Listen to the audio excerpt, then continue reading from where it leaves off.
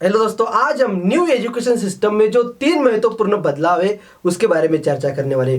5+3+3+4 ये तो सबको पता ही चल ही गया है, मगर उसमें जो 3 महत्वपूर्ण बदलाव है उसमें सबसे पहले रटन पद्धत।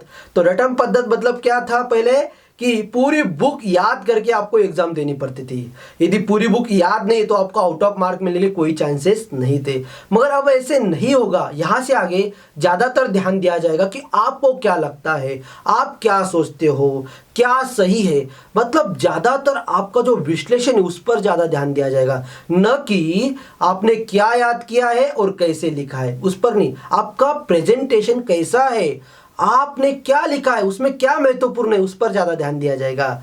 तो ये बहुत ही एक महत्वपूर्ण बदलाव है। उससे क्या होने वाला है, जैसे स्कूल में क्या होता था अभी तक कि एक नोटबुक पूरे क्लास में घूमती थी। मतलब जैसे 9th क्लास है, ABCD ऐसे 4 सेक्शन है, तो टीचर ने 9th A में जो पढ़ाया है same example same question B में भी जाता था, C में बिल्कुल। मतलब सेंटेंस का स्ट्रक्चर भी चेंज नहीं होता था। तो शायद ये सिस्टम से ये चेंज हो जाएगा और थोड़ा क्रिएटिविटी को चांस मिलेगा। ऐसे होगा, ऐसे लगता है, मगर देखते हैं क्या होता है क्या नहीं।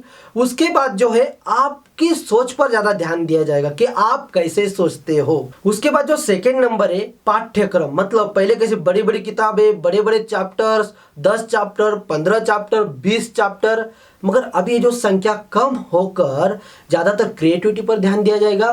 मतलब आज के युग में क्या जरूरी उस पर ज़्यादा ध्यान दिया जाएगा, जिससे आपका फ्यूचर और बेटर बने। उसमें जो सबसे लास्ट पॉइंट है वो है कि मातृभाषा। यहाँ से आगे हम मातृभाषा में पढ़ सकते हैं। एक्चुअली अभी भी वही चल रहा है, मगर अभी उस पर ज़्यादा ध्यान दिया जाएगा और यहाँ की संस्कृति भी सिखाई जाएगी, क्योंकि संस्कृति सिखाना आजकल बहुत ज़रूरी है। क्योंकि लोगों को आजकल देश से ज़्यादा, दूसरे देश से ज़्यादा प्यार होने लगा है, ठीक है ना। क्योंकि देखो, आप देखते ही होंगे कि किसी को इंग्लिश आती है या कोई दूसरी लैंग्वेज आती है, मतलब हमारे देश की छोड़कर कोई भी लैंग्वेज आती है तो उसका सीना चौड़ा हो जाता है। और भारत की उसे कोई भी लैंग्वेज आए तो किसी को कोई गम नहीं, ठीक है। और यदि किसी को 10-15 लैंग्वेज विदेशी आ जाती है तो उसकी एक बड़ी न्यूज़ हमारे देश में बन जाती है।